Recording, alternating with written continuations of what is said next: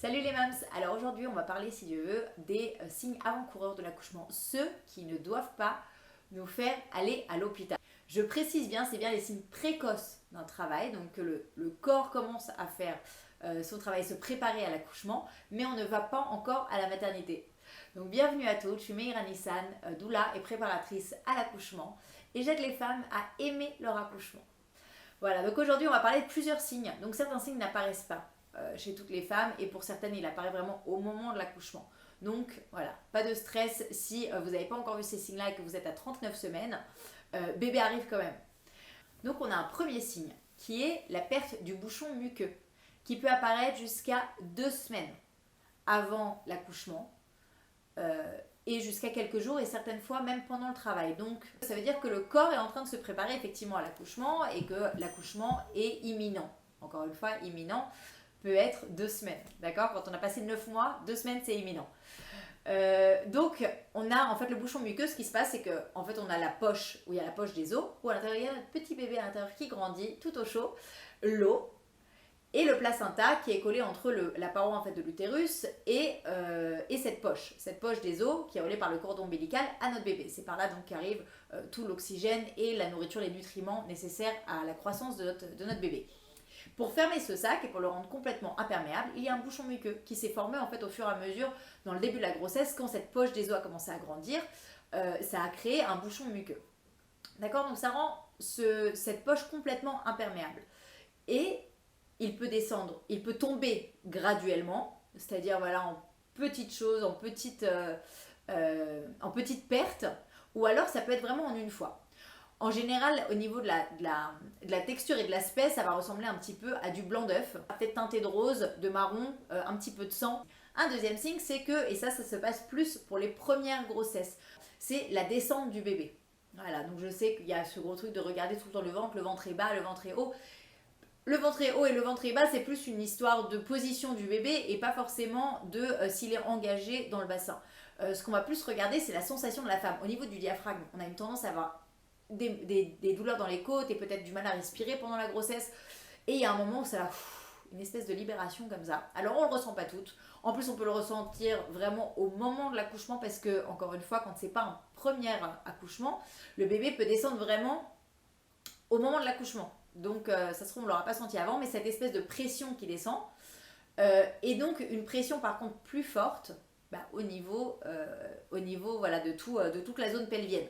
Avoir une pression plus forte de ce côté-là, plus l'envie d'aller aux toilettes régulièrement, des maux de dos, dans le bas du dos. Voilà, donc ça vient ensemble avec cette descente du bébé. Donc c'est un deuxième point.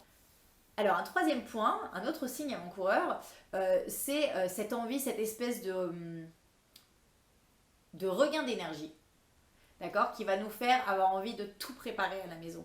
Là d'un coup on se sentait très fatigué, on commence à se dire cette grossesse n'en finit plus, c'est très dur, j'y arrive plus, j'ai juste envie d'accoucher.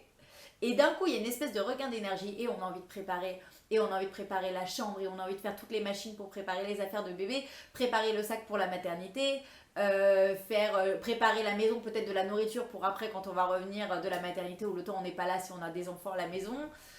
Voilà, toute cette préparation et ce regain d'énergie, ce regain de motivation, ce regain vraiment de force, en général, voilà, nous laisse à penser que bébé va arriver. En fait, ça s'appelle nesting et c'est le fait de préparer le nid de bébé.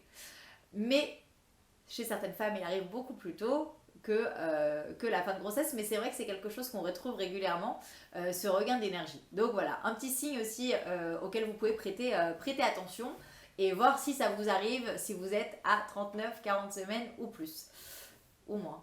37 semaines, ça marche aussi. Vous pouvez accoucher aussi à 38 semaines, je vous assure. Un autre signe, un peu moins sympa, mais ce qui arrive aussi régulièrement à cause des hormones, ces mêmes hormones qui créent les contractions, peuvent aussi créer des diarrhées, voire même des vomissements.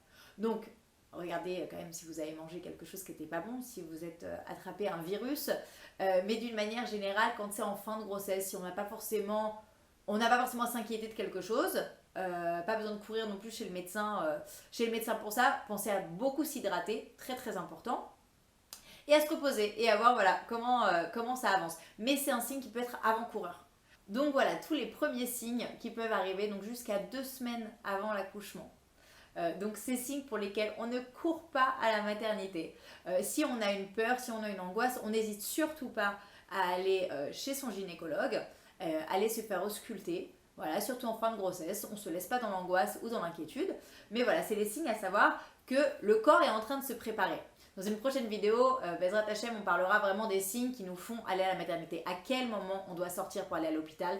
C'est toujours une question qui nous angoisse beaucoup, à se dire est-ce que je sors, est-ce que j'y vais, est-ce que j'y vais pas, est-ce que c'est trop tôt, est-ce que c'est le moment? Donc on se retrouve dans une prochaine vidéo pour en parler.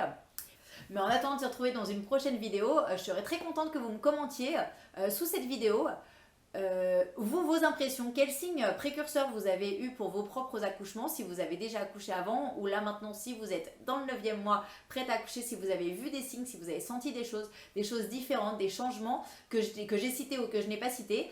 Je serais très contente que vous partagiez et qu'on puisse voir un petit peu, qu'on puisse apprendre des expériences de chacune. C'est tout pour aujourd'hui, on se retrouvera dans une prochaine vidéo. Bezrat Hachem, et en attendant je vous souhaite une bonne journée. À bientôt les mams.